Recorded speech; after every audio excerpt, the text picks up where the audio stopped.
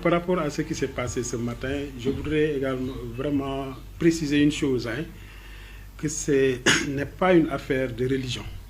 Franchement, ça je voudrais être très clair, ce n'est pas une affaire de religion, mais c'est tout simplement un incident qui s'est produit ce matin suite à une situation constatée par l'administration du lycée. Situation qui a montré effectivement que quelques élèves, notamment des filles, peut-être portaient le voile de façon pas très adaptée. Parce que ça pouvait cacher, ça cachait par moments un peu l'insigne, etc. Alors que dans cet article, il est bien précisé qu'on doit porter le voile, les pères, sans préjudice vraiment aux autres croyances, etc.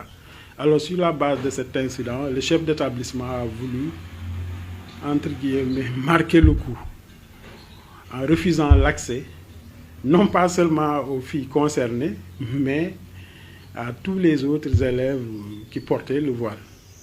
C'est peut-être là ce qu'on pourrait qualifier de maladresse.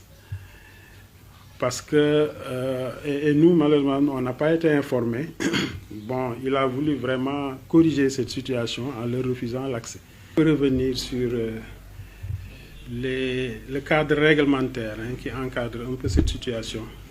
Un cadre réglementaire qui est bien spécifié dans l'arrêté numéro 024-830 du 6 octobre 2024 et qui est relatif aux principes directeurs des règlements intérieurs, des établissements publics et privés d'éducation et de formation au Sénégal. C'est cet arrêté vraiment qui encadre un peu toutes ces situations. Et dans cet arrêté, il y a deux articles qui attirent notre attention. Le premier article, c'est l'article 4, qui s'inspire un peu de la Constitution. L'article 4 qui est relatif vraiment au respect de tout ce qui est croyance religieuse.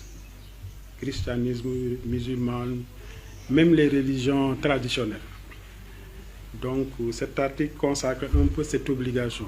Il y a également l'article 5 du même arrêté en son alinéa 4 qui précise cette fois-ci, dans ses croyances religieuses, le port du voile, le port de la croix, le port des perles, etc.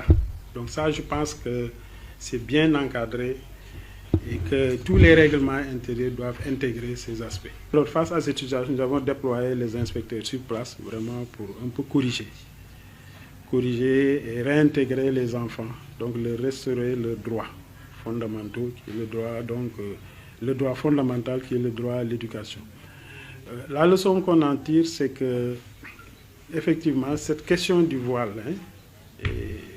a été définitivement tranchée par les plus hautes autorités de ce pays, Monsieur le Premier ministre, Monsieur le ministre de l'Éducation nationale, et que nous, en tant que responsables de l'éducation et de la formation, c'est une question très sensible, certes, mais c'est une question sur laquelle on ne peut pas, on ne transige pas.